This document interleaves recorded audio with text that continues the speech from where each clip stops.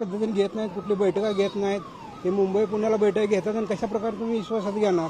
40 वर्षापूर्वी माझी दुकानदारी गेली महाद्वारात, ती अजून सुद्धा आम्हाला मिळाली नाही. 40 वर्षानंतर मिळाली.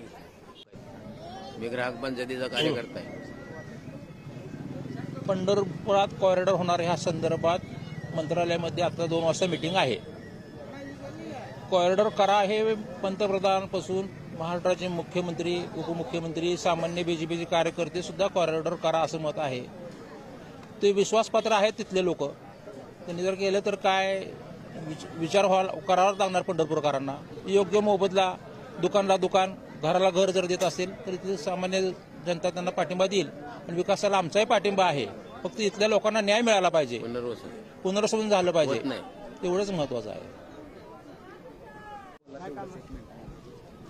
पंढरपूरला जो कॉरिडॉरचा जो सरकारने चाललाय त्याला आमच्या संबंध व्यापाऱ्यांचा या ठिकाणी विरोध आहे. आणि ते काय म्हणतात, आम्ही सर्व जणांना विश्वासात घेतो.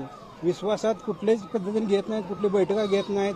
ते मुंबई पुण्याला बैठक घेतात आणि कशा प्रकारे तुम्ही विश्वासात घेणार?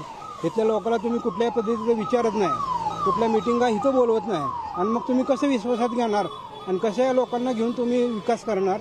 याचं उत्तर शासनाने द्यावं. चंद्रकांत नारायण गायकवाड, पंढरपूर राहणार. माझा कॉरिडॉरला पूर्ण विरोध आहे. कारण का माझी 40 वर्षापूर्वी माझी दुकानदारी गेली महाद्वारात, ती अजून सुद्धा आम्हाला मिळाली नाही. 40 वर्षानंतर मिळाली. ह्याचं पहिलं उत्तर द्या. आणि लोकांची घरदारं पाडलेली आहेत, त्याचे अजून पैसे मिळाले नाहीत, लोकांना जागा मिळाल्या नाहीत त्यांच्या. अजून नवीन कॉरिडॉर करून तुम्ही काय करणार आहे? उद्देश पंढरपूरला अशी काय सोयी सुविधा देणार आहे तुम्ही? ह्याचा विचार करावा तुम्ही. अजून काय?